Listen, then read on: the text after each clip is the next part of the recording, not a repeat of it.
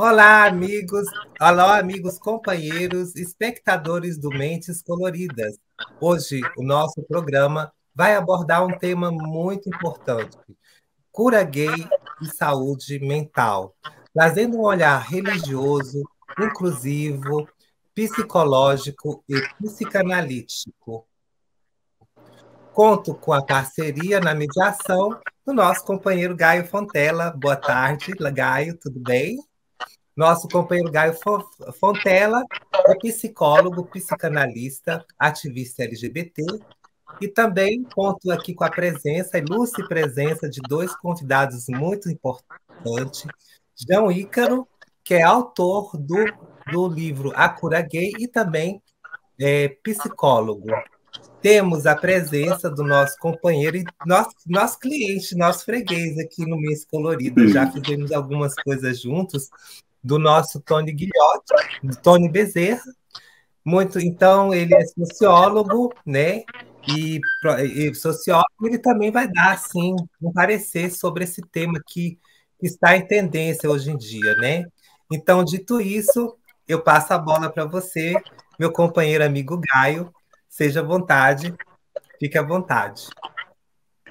Olá, espectadores do nosso programa. Eu quero dizer que eu estou muito feliz da gente poder abordar essa temática, porque para nós, né, Jean Ícaro, que somos da diversidade sexual, a gente sabe, né, Heloísa e convidados, que a gente, de alguma maneira, todos nós passamos por alguma tentativa de nos normatizarem no campo do nosso desejo.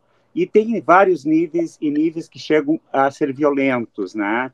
Então, eu acho que é muito importante, e eu aprendi uma coisa com Michel Foucault, que quando ele diz que quem sabe da loucura é o louco, eu também acho que quem sabe de qualquer coisa é a pessoa que sofre algo, né? Então, eu acho bem importante que, objetivamente, a Heloísa nos dê um breve relato de como foi para ela a influência religiosa, familiar, nesta tentativa de normatização. Bem-vindos, Jean, bem-vindos, Tony. Elo, bola contigo. Bom, eu acho que o Tony deu. Não, eu acho que o Tony caiu, não sei se ele voltou, mas vamos dar início. Qualquer coisa ele vai entrar aqui rapidinho. Sim. Gente, devido à temática, né, que é uma temática muito séria, né, e a gente teve alguns casos que foram até citados na mídia, então nós vamos falar sobre a cura gay. O que é a cura gay hoje em dia, né? O que é essa tendência? O que está acontecendo? Eu posso citar o meu caso pessoal. Eu fui vítima da cura gay também. Vítima porque eu nasci no lar cristão, como se diz, né? Um lar cristão. Meus pais eram evangélicos. Então, no meu olhar, a cura gay, para mim, aconteceu já porque eu já fiz parte desse sistema religioso.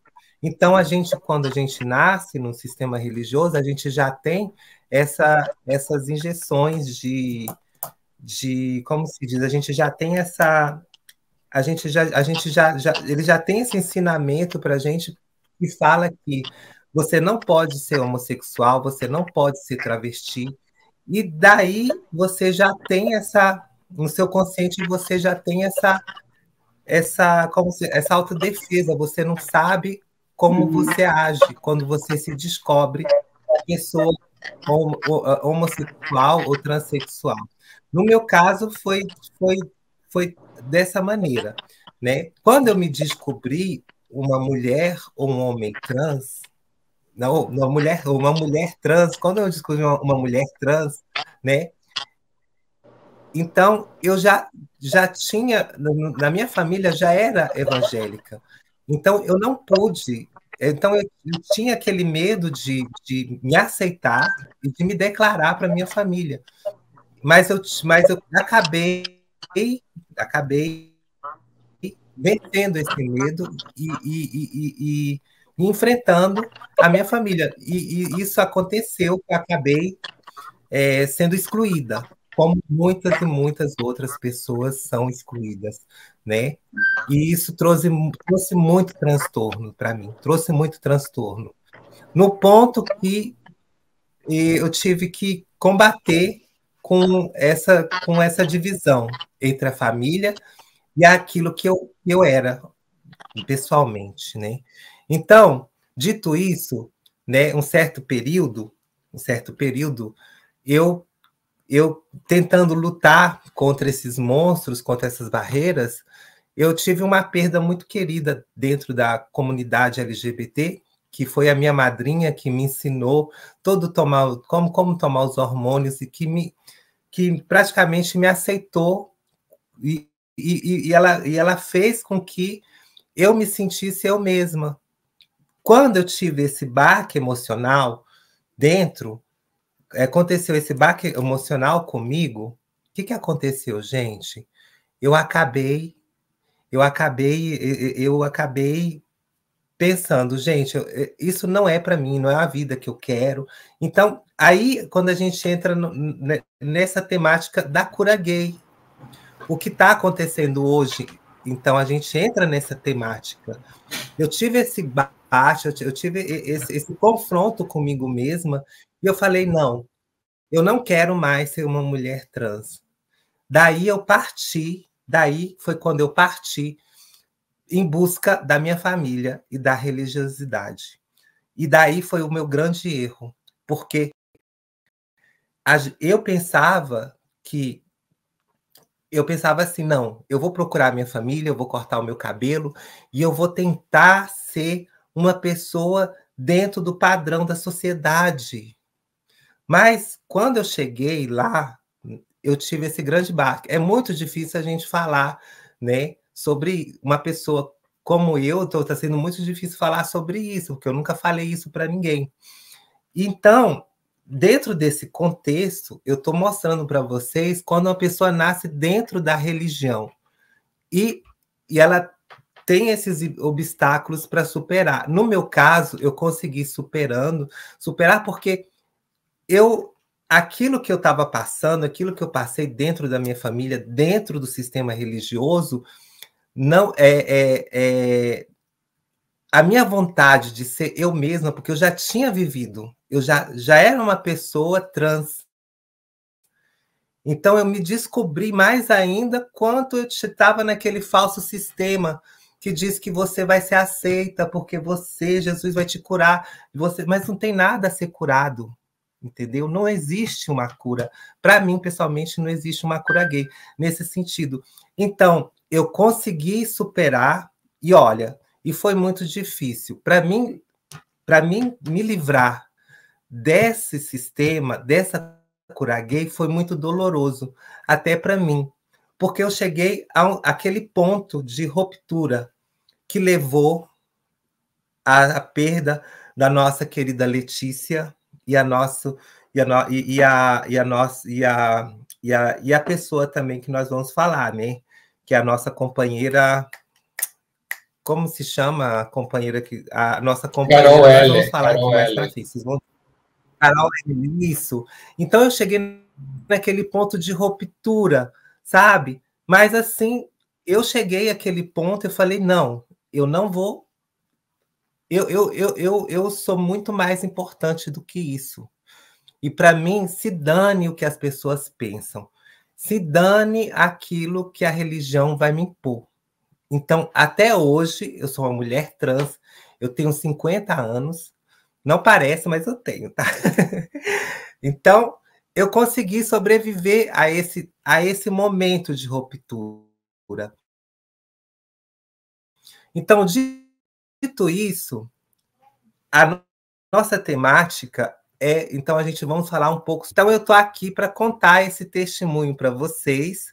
E eu quero, primeiro, antes de tudo, chamar o nosso companheiro João Ícaro, porque eu sei que o João Ícaro escreveu um livro a propósito disso, a propósito da cura gay. Então, fala um pouco qual foi a sua inspiração sobre esse livro, o que a gente encontra dentro desse livro e quanto tempo que faz que você escreveu. E você pode dar assim, uma palhinha assim para nós? Claro, claro.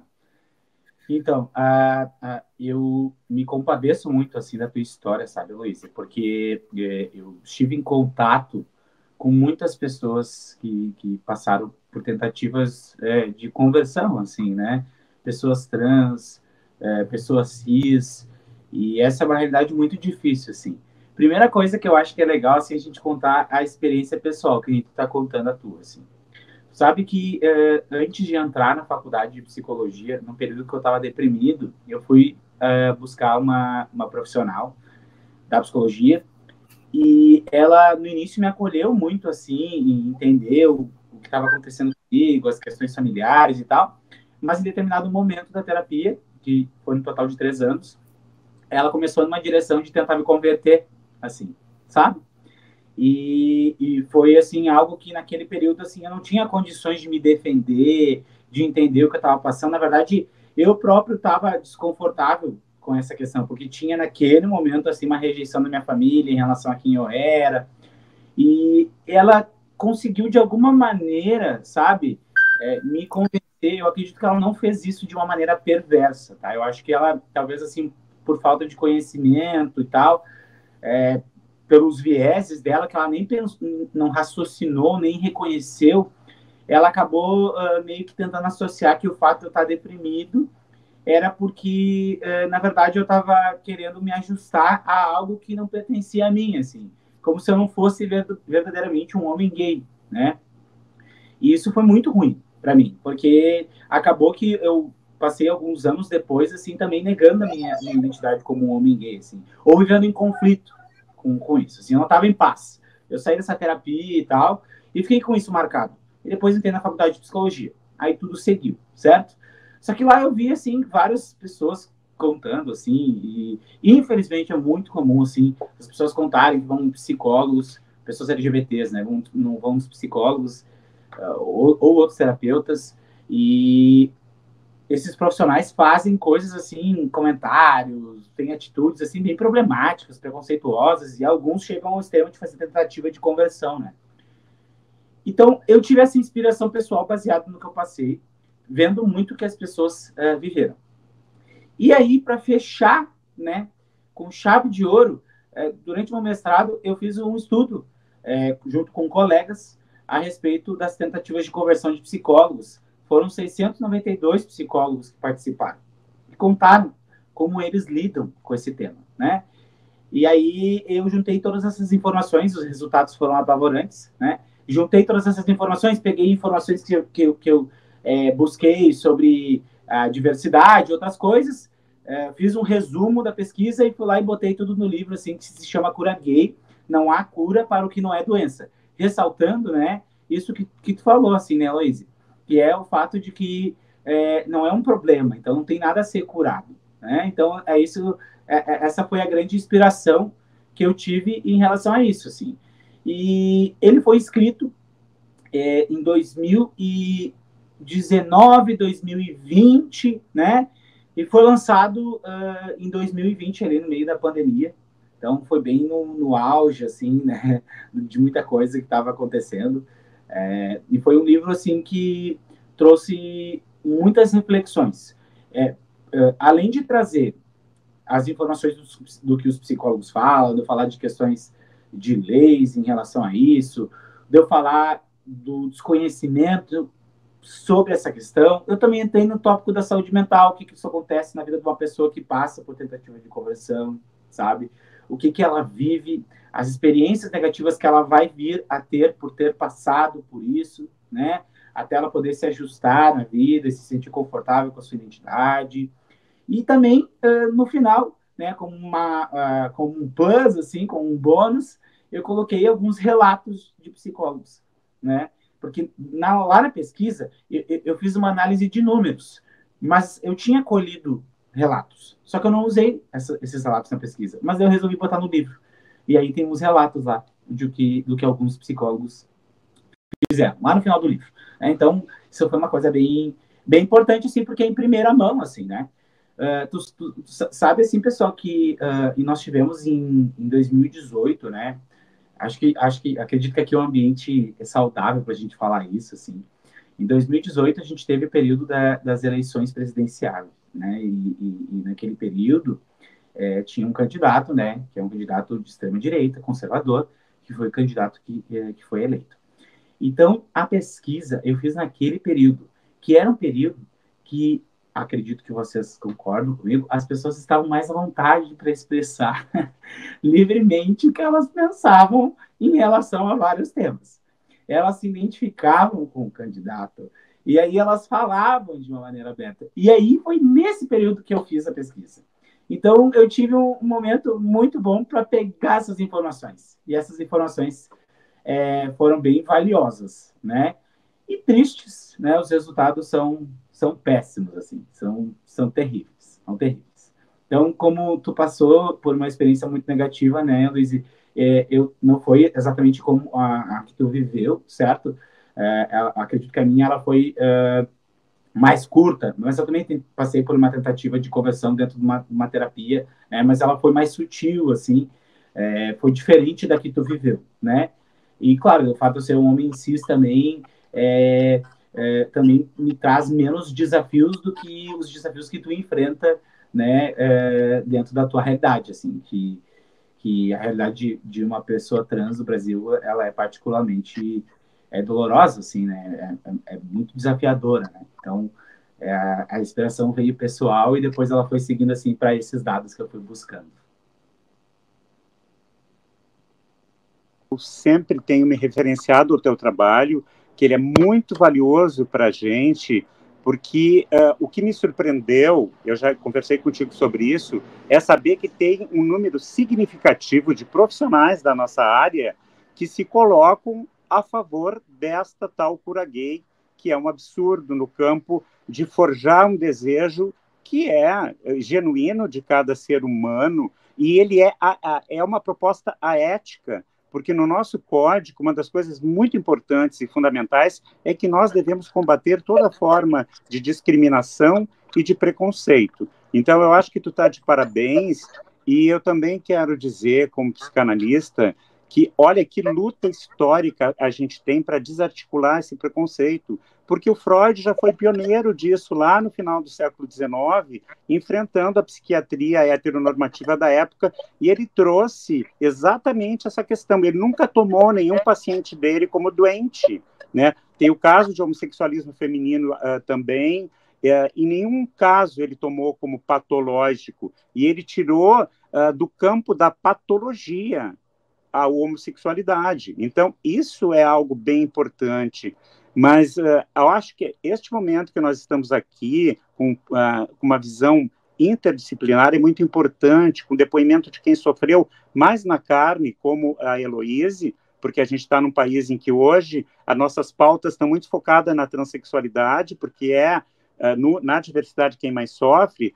Acho que esta visão sociológica do Tony a gente tem que ouvir também, porque a gente tem a subjetivação que parte do campo religioso e familiar, que são instituições historicamente normatizadoras, adequadoras de sujeitos para que vivam certinho dentro de uma perspectiva que é da sociedade que a gente vive, né?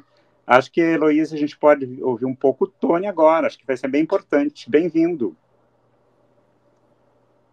Claro, com certeza. Eu só queria pedir entrar uma aspas, porque eu não falei muito do Tony. Então, o Tony é psicólogo clínico, mestre em psicologia social, autor de... Não, calma aí. Errei a biografia, desculpa.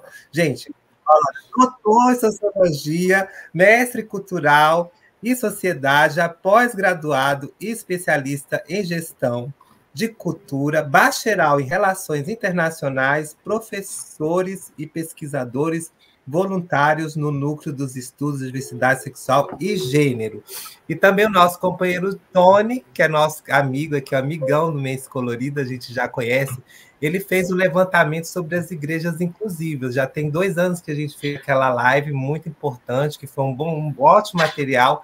Inclusive, eu vou pedir para vocês olharem aqui na linkagem, nas linkagens, no primeiro comentário, a gente vai deixar a entrevista que eu fiz com o Tony, onde ele fez esse levantamento e nós abordamos assim por alto assim essa problemática que estamos vivendo hoje, não é, Tony? Então, dentro desse contexto, Tony, no seu trabalho, como você vê essa problemática hoje?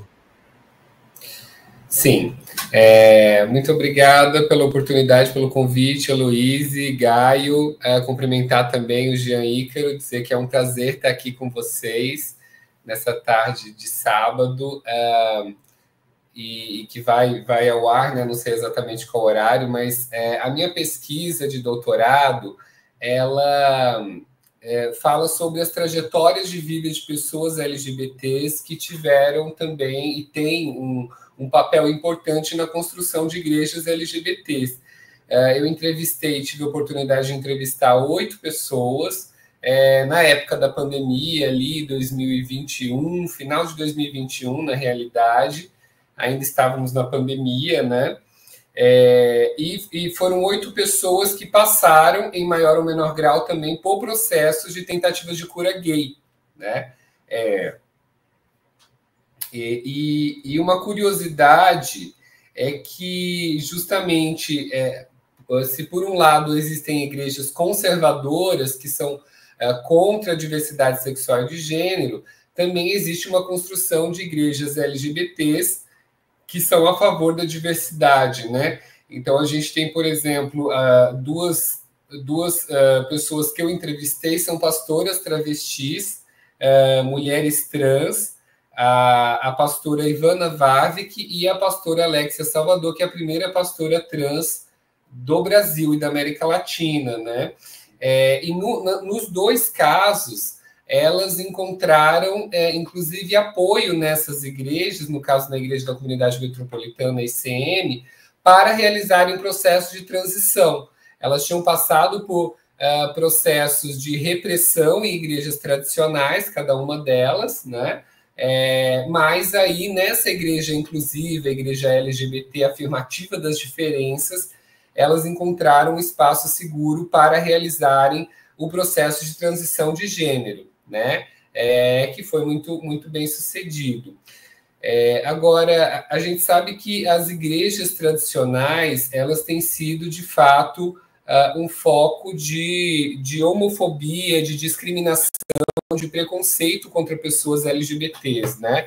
E especificamente nesse caso da Letícia Marion e também da Carol Heller, são casos extremos, né? Em que todo esse sofrimento emocional causado por charlatanismo, né? Porque, na verdade, a cura gay é charlatanismo, né? Você prometer um tipo de cura que não é possível, uma cura milagrosa para algo que não é doença, né? E que está previsto no Código Penal, né? O charlatanismo está previsto no Código Penal. E quando se fala em cura gay, também tem a questão do exercício ilegal da profissão, né? Que também está previsto no Código Penal, e que eu acho que precisa ser, de fato, cada vez mais aplicada essa legislação.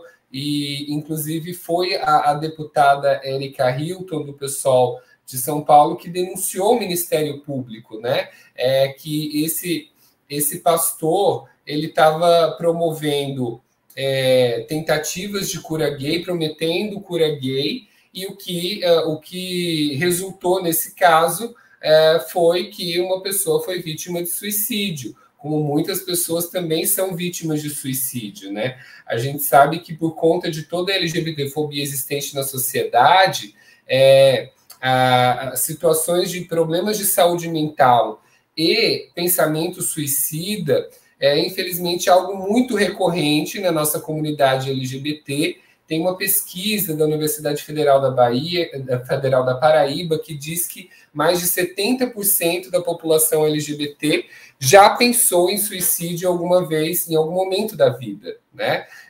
Ou seja, é uma situação muito grave, porque nós sofremos muita discriminação e esses rituais, essas igrejas fundamentalistas, conservadoras, que tentam promover a cura gay, na verdade, incute um sentimento de culpa, incute um sentimento de repressão, incute um sentimento que as pessoas, de falta de autoaceitação, de falta de autoamor, e, na verdade, o que elas não estão promovendo não é a cura, o que elas estão promovendo é o adoecimento mental, né? Então, é preciso agir. Eu acho que essa live ela é muito importante justamente para a gente falar sobre isso, né? A gente combater essa discriminação, combater o preconceito, e é preciso que o Estado brasileiro também tome posição em relação a isso, porque nós tivemos o julgamento no Supremo Tribunal Federal, que definiu a homofobia como crime, a transfobia como crime, e obviamente que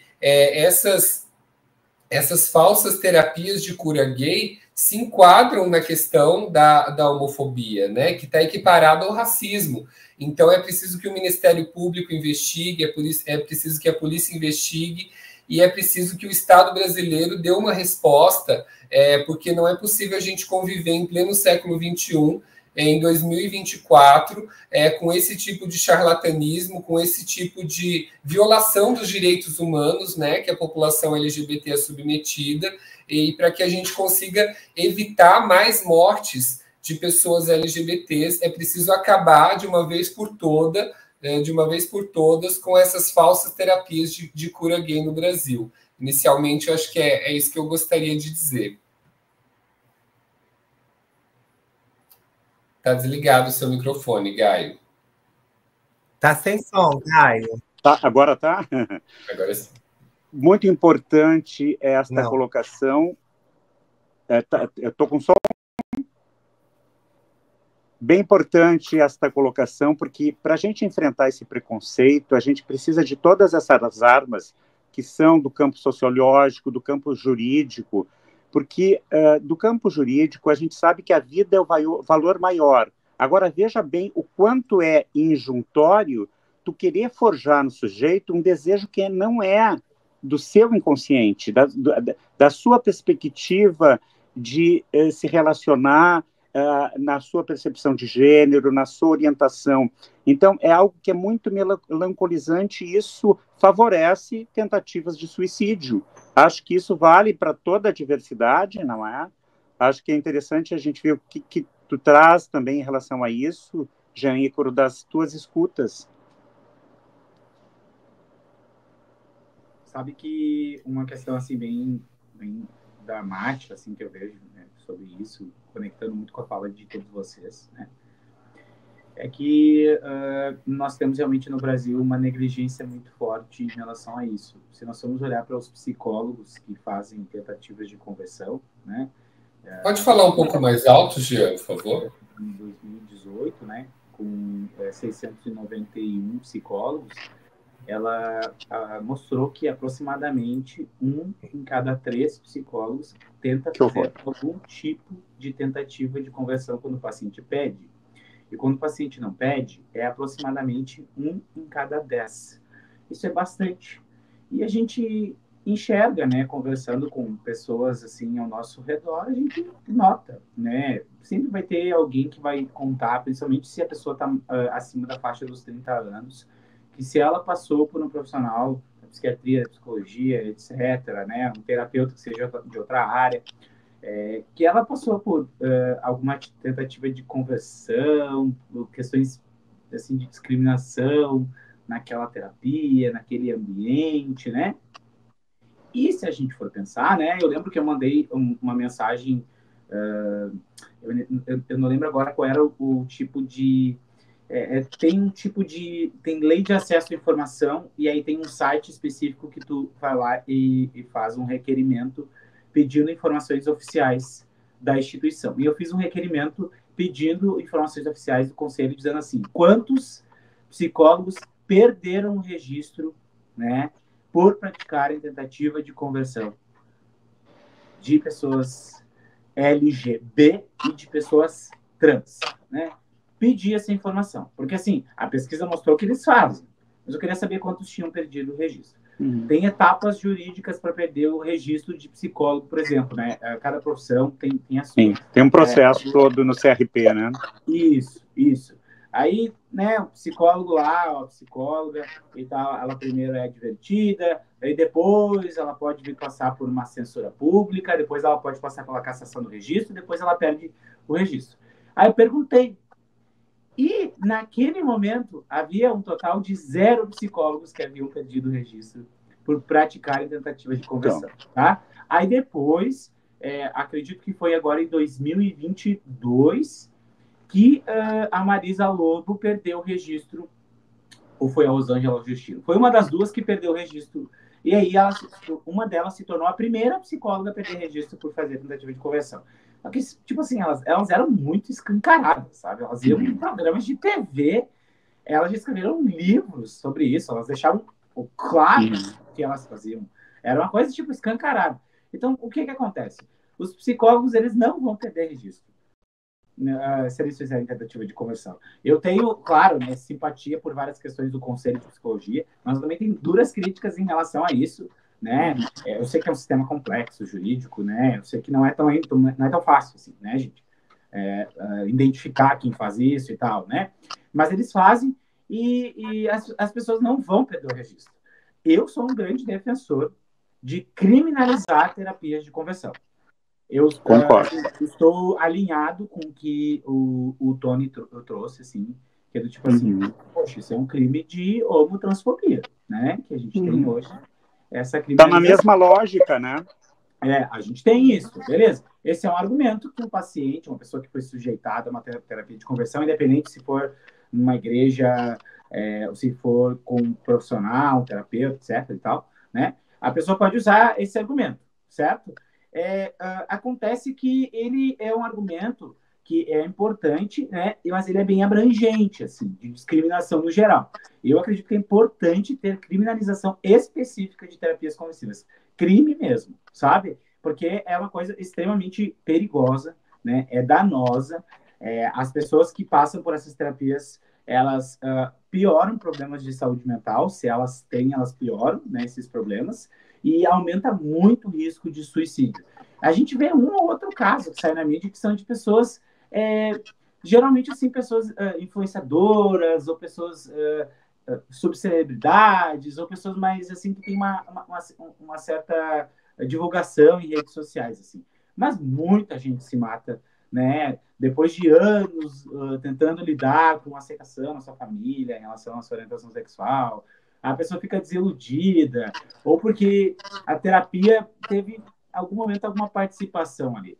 É uma coisa muito séria. Eu sou super a favor de criminalizar. A Erika Hilton mesmo, a equipe dela estava montando uma articulação para propor um pré-projeto em relação a isso, que é óbvio que vai ter trâmites, né, legislativos, não legislativos, vão ter trâmites, né, no Congresso em relação a isso. Assim. Eu sou super a favor de criminalizar terapias conversivas, porque daí pega todo mundo, não pega só psicólogo, pega líder de igreja, pega terapeutas de outras áreas, pega qualquer pessoa, sabe? Eu sou super a favor disso. Assim. Eu acredito que é o melhor caminho. Além, obviamente, né, numa educação inclusiva, de trabalhar nas escolas, de várias coisas, né? Eu digo assim, no sentido punitivo, eu acho que é o melhor caminho. Né? Mas não quero soar o cara que é aprender todo mundo também. Né? Eu sempre brinco Exatamente. Em palestra. Ícaro, e eu Oi, deixa eu só concluir aqui, já te passo a bola. Jean, eu sempre brinco que eu defendo a cura gay, de tirar do armário, né? Essa liberta a pessoa no seu desejo mais genuíno, não é mortífera, né? Bola para ti, Luiz. Toca a ficha. A gente tem vídeos, né? Não, eu queria só aprofundar um pouco. Eu só queria só aprofundar um pouco sobre essa temática e fazer uma cronologia dos fatos, né? Então, primeiro eu vou pedir, eu vou pedir para a Regia colocar aqui o chat do UOL, no dia 13/10, ele fez uma matéria falando sobre a Cássia Eller, né? Então, ele fala um pouco da trajetória da Cássia Eller. Né? Então, para 2023, o site fala, né, que a Cássia fala um pouco do trabalho da Cássia Eller. Ela se engajou naquela onda Bolsonaro, né? Teve cargo público, né, numa empresa de comunicação da EBC, segundo o chat da UOL, né? E ali ela começou a andar. A Carol Ellen, exatamente. Exatamente, Carol Ellen. E ali ela começou, ela foi nessa onda desse bolsonarista, do bolsonarismo, né? Começou a andar ali com aqueles deputados, né? De extrema direita e acabou caindo, né? Nessa armadilha da cura gay, né? No qual ela tentou negar a própria existência num discurso ideológico. Ela queria provar que poderia ser um exemplo de cura gay, mas acabou caindo nessa cilada e nós acabamos perdendo uma pessoa como a Carol Ellen, né, que foi tragada pelo sistema da extrema-direita. Temos também o caso da Letícia, né, que foi a Carta Capital. Ela também fez uma matéria falando sobre o caso da Letícia. A Letícia, a Regia pode colocar aqui para nós? Então, esse caso, para mim, foi também muito grave, porque eu me identifico muito com a Letícia, pela minha experiência pessoal. Mas, para mim, dentro desse contexto, ali ela caiu nessa seita, né? Que para mim é uma seita desse pastor Flávio Amaral. Eu tenho muitas críticas pessoais, porque o pastor Flávio Amaral, infelizmente, eu tive o desprazer de conhecer quando era trans. Mas eu não vou falar aqui sobre a vida pessoal do Flávio Amaral quando era uma pessoa trans. Porque o que mudou, assim, a única comparação que eu tenho, que Flávio Amaral, como pessoa hoje, que se diz pessoa cis, casado, e hoje em dia tem essa seita, Flávio Imoral, por exemplo, desculpa, eu errei o termo, é Flávio Imoral mesmo. Ele não mudou nada. Para mim, a roupagem dele, ele pode se vestir da maneira que ele quiser, mas é a mesma pessoa. É a mesma pessoa, os mesmos modus operantes, entendeu? Então, fazendo essa minha análise, assim, eu vejo que assim, como que pessoas LGBT acabam sendo seduzidas por esse discurso, né? Eu chamo teologia regressa. Eu queria perguntar para o Gaio, para você, Jean Ícaro, eu queria para o Tony, que vocês entrassem um pouco mais a fundo nessa temática. Como que as pessoas andam no ponto do vigário e acabam perdendo, ceifando as próprias vidas e negando a existência? Pois como então, é possível Heloíse, que essas pessoas acabam caindo nesse ponto? Pois então, Heloíse, eu acho que é bem importante essas matérias que entraram, porque elas vêm na mesma direção que o Tony estava trazendo e que o Jean Ícaro trouxe, do contexto no qual tudo isso ficou muito desrecalcado, porque a gente está numa sociedade em que as coisas vieram à tona, o que tem de pior, né? O preconceito, o fascismo, a visão tradicional, tradição, família e propriedade, que é o que o fascismo se calca, e o neoliberalismo, com toda a sua carinha de modernidade, se vale disso para ter o seu lucro, para se manter, né? Então, é bem importante que a gente analise do ponto de vista psicossociológico com a equipe que a gente está aqui, porque tem um processo de subjetivação que vem acontecendo, e eu acho que tu foi muito feliz naquele momento de pegar esta verdade da coisa podre que estava desrecalcada por toda aquela campanha, né, que a gente estava vivendo, de homotransfobia, de combate a tudo que é liberdade, né?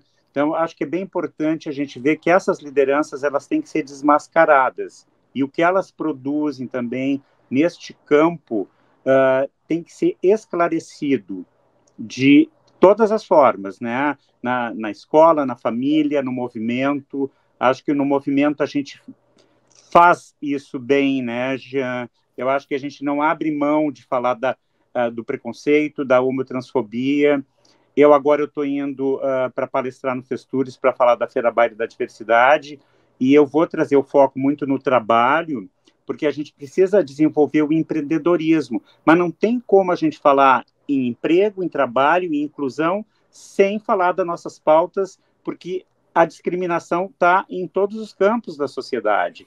Então, é fundamental que a gente busque uma sociedade saudável, que respeite o desejo de cada um, né? Independente de orientação, de gênero, né? As mulheres estão há anos lutando para ter um lugar, né, de respeito, e nós também, né? E a comunidade trans dentro da nossa, é a que mais sofre, é o país campeão, né, de morte. Então, passo a bola para vocês aí, né? Tony, Jean. Eu tenho uma pergunta para o Tony. Tony, então, você acha que não falta políticas públicas? O que está faltando? Eu acho que é uma questão muito de políticas públicas, né? Porque essas pessoas, assim, eu acho, pessoalmente, eu acho que, por mim, o Flávio pode ser o que ele quiser na vida dele, entendeu? Ele pode tentar fazer a regressão que ele quiser, em quem ele quiser, quem aceitar, porque é problema de quem aceitar, né? Mas eu acho que a partir do momento que não tem uma política pública, mesmo para essas pessoas que queiram fazer essas regressões, para ela ser aceita na sociedade, não vale de nada todo esse esforço, entendeu? E assim, eu queria saber o parecer do Tony. Tá. Eu concordo com você, Luiz, de que falta política pública. Eu acho que a política pública ela se expressa de diversas formas, né? Tanto no combate à LGBTfobia, como também na promoção dos direitos da população LGBT, né? Então, quando a gente fala, por exemplo, da política educacional, é preciso que se trate da questão da diversidade dentro da escola, né? Existe um clima de censura ainda em relação a essas temáticas de gênero e sexualidade nas escolas, aqui no Brasil, que foi promovido pelo bolsonarismo, pela extrema-direita, e mesmo agora, com o retorno do Lula à presidência da República, a gente ainda não está conseguindo pautar adequadamente essas temáticas nas escolas e nas universidades. Então, é um trabalho muito grande que precisa ser feito nessa seara, né? Como eu falei também, né, trabalhar essas questões nos órgãos de controle, né, no caso do Ministério Público, a questão da segurança pública. Aqui em Brasília a gente tem uma delegacia especializada no combate aos crimes contra a discriminação, né? É algo que precisa ser expandido, né, não somente em outras cidades aqui do Distrito Federal, mas também no Brasil inteiro, né? Eu acho que ter delegacias especializadas, como tem as delegacias especializadas das mulheres, é uma alternativa importante para se combater esse tipo de crime, né? Além disso, tem a questão das políticas culturais, né? A Lei Paulo Gustavo, por exemplo, que foi justamente para apoiar os artistas durante o período da pandemia, no pós-pandemia também, foi a primeira legislação que colocou expressamente políticas afirmativas para a população LGBT, dentre outras, né? Pessoas negras, etc., pessoas com deficiência. Mas foi uma vitória porque nós colocamos isso na legislação quando o projeto tramitou no Congresso Nacional, aí o Bolsonaro foi e vetou e a gente conseguiu derrubar o veto no Congresso Nacional. Então, a primeira legislação que nós temos que efetivamente coloca a questão LGBT, né? Então, tudo isso é importante, né? Que na política cultural, o apoio às paradas do orgulho LGBT, porque as paradas do orgulho é um momento de celebração da diversidade, é um momento também de combater o preconceito, é um momento de dar visibilidade para a população LGBT, especialmente para a população trans, né? Em São Paulo, por exemplo, tem uma marcha específica, uma marcha trans, né? Antes da parada LGBT. Então, eu acho que um conjunto de políticas públicas é necessário, né? Na área da cultura, da educação, da segurança, na área da saúde, evidentemente, né? Combater as infecções sexualmente transmissíveis, né? O governo está com uma política agora de distribuição de PrEP, né? Da profilaxia pré-exposição ao HIV, que é uma política que já se comprovou agora recentemente que está, de fato, reduzindo a transmissão do vírus HIV por meio da PrEP, né?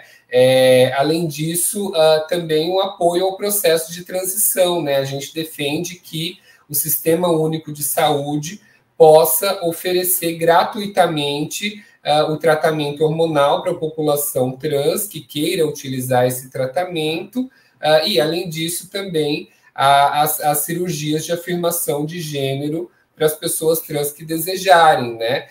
Que é algo que ainda é muito falho, né? A gente tem poucos hospitais que oferecem cirurgia de transexualização, e aqueles que têm ainda têm que enfrentar uma fila grande, ou então pagar um valor muito alto para conseguir fazer a cirurgia no hospital particular, né? Então, eu acho que é uma série de políticas públicas que precisam ser realizadas para combater a discriminação e, ao mesmo tempo, promover os direitos da população LGBT.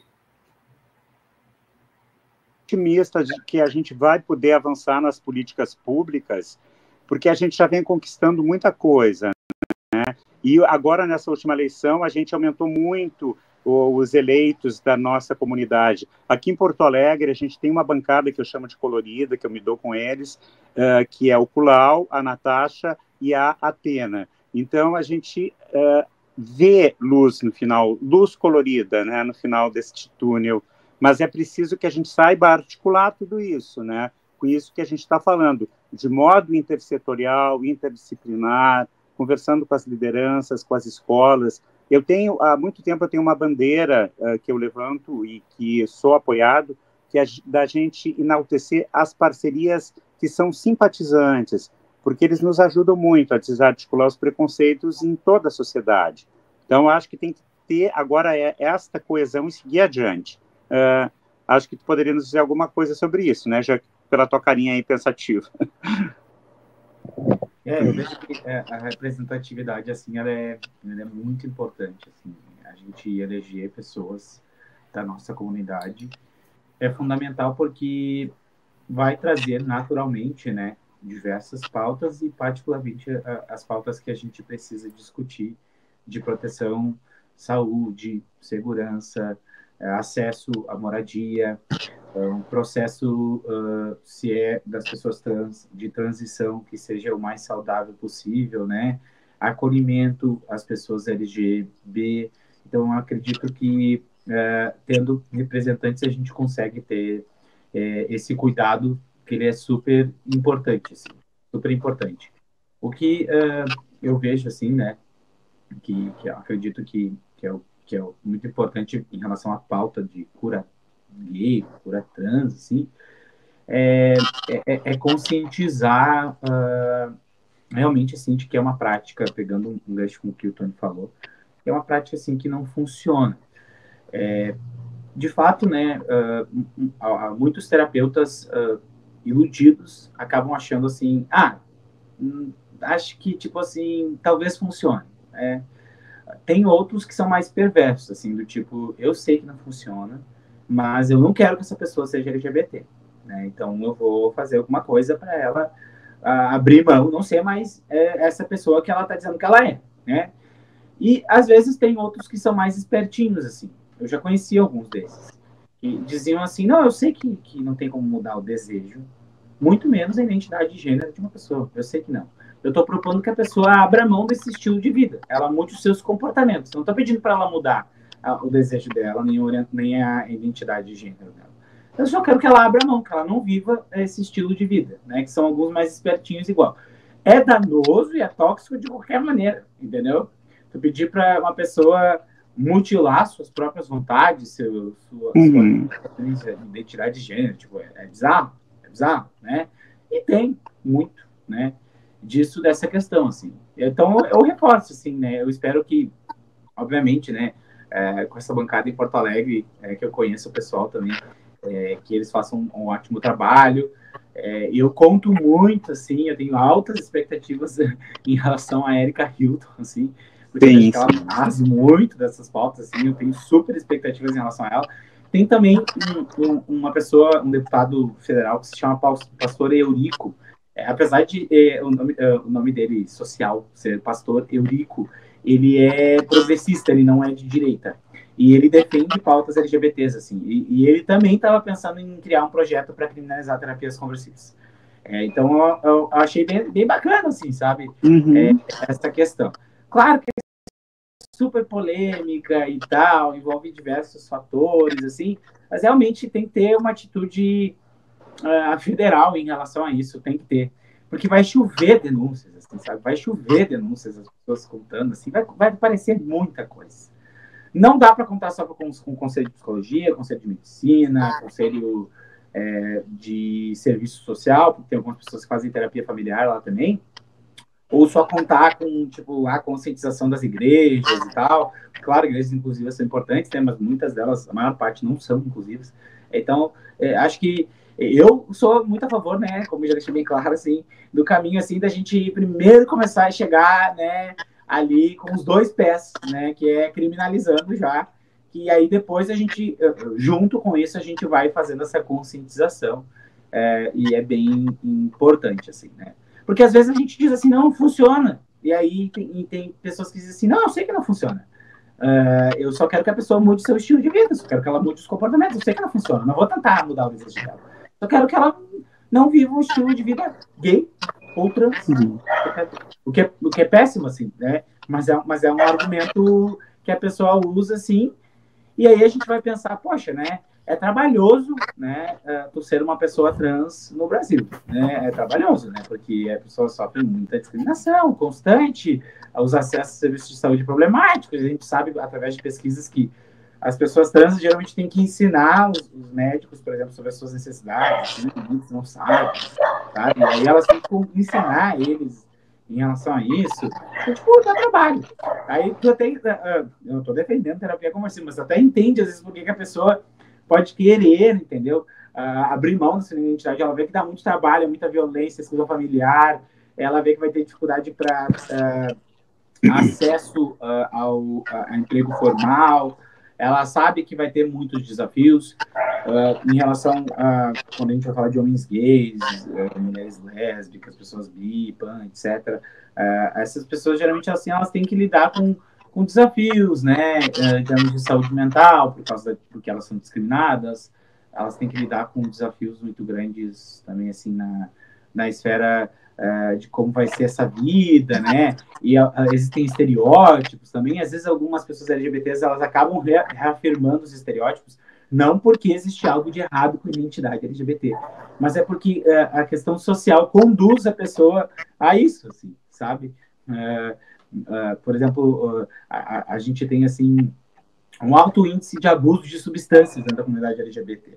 É maior que comparado a pessoas que não são LGBTs. Tá, mas então é porque LGBT tem problemas com drogas? Não. A análise que se faz é que existe uma maior dificuldade de regulação emocional, né, de lidar com suas questões de humor na comunidade LGBT. E isso é um reflexo da discriminação. E aí acaba que, muitas vezes, o abuso de substâncias, né, o uso abusivo de drogas, acaba sendo um reflexo do que a discriminação faz desde a infância na vida da pessoa, né? Uhum. E aí a pessoa pensa assim, é um estereótipo, os gays se drogam, ninguém quer nada, é todo mundo promíscuo, né? Fica muito nesse argumento. E às vezes alguns desses estereótipos são reais, assim. Só que eles não é porque a pessoa é LGBT que esses estereótipos existem, é por causa da discriminação que conduz elas a reproduzirem isso. Exato. Né? Então, eu entendo, às vezes, algumas pessoas ficarem desconfortáveis com a sua identidade. Só que não pode haver uma oferta de algo que é super danoso, entendeu? O que a gente tem que fazer com pessoas assim é ajudar elas a acessarem serviços de saúde, é informar elas que não há nada de errado com a sua identidade. Na verdade, o que elas estão tendo é um reflexo de como a sociedade lida com elas, né? E orientar essas pessoas, mas jamais, assim, oferecer um serviço de, tipo assim, o problema não tá na pessoa. Como é que tu vai corrigir a pessoa? Eu fico pensando assim com uma pessoa preta, sabe? Uma menina preta, né? Ah, tá, o que tu vai fazer? A menina preta vai lá e te conta que por causa do cabelo dela na escola, né, ela sofre racismo, que as pessoas debocham do cabelo dela. Aí tu vai fazer o quê? Tu vai pegar e vai mandar ela para uma cabeleireira, um cabeleireiro para alisar o cabelo? Isso não resolve o problema. O problema é o racismo. O problema não Exatamente. se tu fazes uma coisa nela, tu tá tentando ajustar ela à sociedade em vez de enfrentar o verdadeiro problema. Então, para mim, né, a ideia de enfrentar o verdadeiro problema, primeiro é criminalizando, né, que é tipo impedindo as pessoas de agirem ou dificultando a vida delas, pelo menos dificultando a vida delas, à medida que a gente vai também fazendo essas políticas públicas, essas questões de lei de proteção, né, da sociedade civil, das pessoas se organizarem, né, que tem muito, assim, não só de paradas, mas de coletivos, de pessoas que falam sobre o tema, como nós estamos fazendo aqui. Eu acredito muito nesse caminho. Se o nosso convidado tiver um tempinho só para mim passar a agenda cultural, que é o recadinho da nossa Roberta, então, e eu também tenho que fazer o anúncio também dos nossos apoiadores. Então, vamos ver o que a nossa amiga Roberta tem a falar. Olá, me chamo Roberta Nunes, mais que uma dica cultural, queria fazer um convite a todos para amanhã, a partir das 16 horas, no canal do YouTube do Carnaval Virtual, assistirem e prestigiarem o desfile de samba das escolas de samba virtuais, na qual eu sou carnavalesca da Viados Comunista, que é uma escola de samba carioca. A Liga já tem 20 anos, é uma ótima oportunidade para quem gosta de carnaval, quem quer conhecer um outro lado do carnaval, brincar também no carnaval e também, como foi o meu caso, criar dentro desse universo. É aberto para todo mundo, quem gosta de compor samba tem espaço, quem gosta de desenhar tem espaço, enfim. Vale a pena vocês assistirem. E tem uma surpresa, a nossa comentarista, Heloíse Leroy, é a rainha da bateria da minha escola. Então, mais um motivo para vocês assistirem e torçam pela gente. Aguardo vocês amanhã, tá bom? Um beijo a todos. Esqueci de avisar que amanhã é o primeiro dia dos desfiles das escolas de sambas virtuais. O domingo é o grupo de acesso 2, no qual a minha escola faz parte. Próximo domingo é o grupo de acesso 1. E nos domingos subsequentes, as mais aguardadas, o desfile das escolas de samba oficiais. Claro que eu quero que vocês torçam para a minha escola, mas também vão prestigiar nossas co-irmãs, que cada um fez um trabalho incrível de pesquisa, de desenho, de composição de samba. Então, vale a pena ter essa experiência. Quem quiser mais informações, tem no Instagram do Carnaval Virtual, tem as datas de todas as escolas, a ordem das escolas, o dia na qual elas irão desfilar. E é isso, aguardo e espero que vocês gostem dessa experiência e torçam para a minha escola, tá bom? Um abraço, tchau, tchau. Pedir também só um tempinho para a gente falar sobre os nossos apoiadores, né? Para quem não sabe, a Rádio TV Repensar é uma dos grandes apoiadores do nosso companheiro Léo. O Léo teve doente esses dias, ele está se recuperando e ele nos ajuda muito. Então, através da Rádio TV Repensar, nós temos também os nossos apoiadores, que é o Real News, a Mídia Livre, a Rádio TV Repensar e o Café com Análise. São todos apoiadores do canal Heloíse Leroy, com programa Mentes Coloridas, né? Então, dito isso, vamos passar as nossas considerações finais, né? Vamos passar nossas considerações finais. E eu queria deixar as minhas primeiras, né, gente? A minha consideração final, eu quero falar sobre a questão da a questão da religião, né? Então, gente, eu acho o seguinte, muita gente hoje em dia fala sobre a questão da cura gay, que precisa ter uma cura gay, né? Então, se a gente for ver no aspecto da religião, eu acho que, primeiro de tudo, tem que falar a questão da cura contra o preconceito. Alguém já falou se existe cura para o preconceito? Eu acho que existe. A própria Bíblia diz que existe a cura para o preconceito, entendeu? E a cura para o preconceito, se você lê o Evangelho, se você vê a história do Mestre, do Cristo, então todas as obras, todos os milagres dele foi contra o preconceito. Preconceito contra a religião, preconceito contra pessoas pobres, o preconceito contra pessoas... contra a prostituta Maria, né, de Madalena. Então, todas as pessoas tinham esse preconceito. E Jesus foi a única pessoa, ele é a cura, ele se propôs como cura contra o preconceito. Então, antes das pessoas, essas pessoas religiosas que acham que pode mudar o mundo, pode mudar o caráter das pessoas, mudar as pessoas, eles precisam primeiro ler aquele livro que ele tanto prega contra a gente e ver que existe, ele tem que primeiro curar o preconceito dele. Quando ele curar o preconceito dele, e olha que eu não sou religiosa, hein? Só estou falando por experiência mesmo, porque eu nasci dentro de um lar cristão e eu tenho isso como raiz. Então, antes dele propor alguma coisa assim, ele começa a ler mais um pouco a vida de Jesus, os feitos que Jesus fez na vida dele. Talvez ele vai começar a entender, ele vai se curar do preconceito e ele vai parar de fazer esse tipo de ataque contra a nossa comunidade. Então, essas são minhas considerações finais. Passo para você, Gaio, essas considerações finais. Então, aproveitando que eu vi de vocês, né, eu reforço a questão de que a gente precisa de políticas públicas efetivas. E em relação ao preconceito, eu lembro que o Einstein dizia que é mais fácil desarticular um átomo do que um preconceito. Então, no campo perverso, né, que é a proposição de curar o que não é doença, a lei tem que estar operando e denunciando quem se propõe a fazer isso. Quero aproveitar e fazer um convite para as pessoas irem na Feira do Livro, prestigiar o meu amigo Oscar Henrique, um jornalista preto, LGBT, que está lançando Forever, um romance maravilhoso que trata de todas essas questões que a gente está abordando com muita sensibilidade. Eu tive a honra de fazer o prefácio. Então, tá bem, muito orgulho de estar com esta equipe interdisciplinar e até a próxima. Tony? Sim, gostaria de agradecer novamente o convite da Heloíse, Gaio, toda a equipe, também aqui a presença do João Ícaro, foi um prazer te conhecer. Vou deixar aqui também nos comentários a minha rede social do Instagram, se alguém quiser acessar, @TonyGB2, né?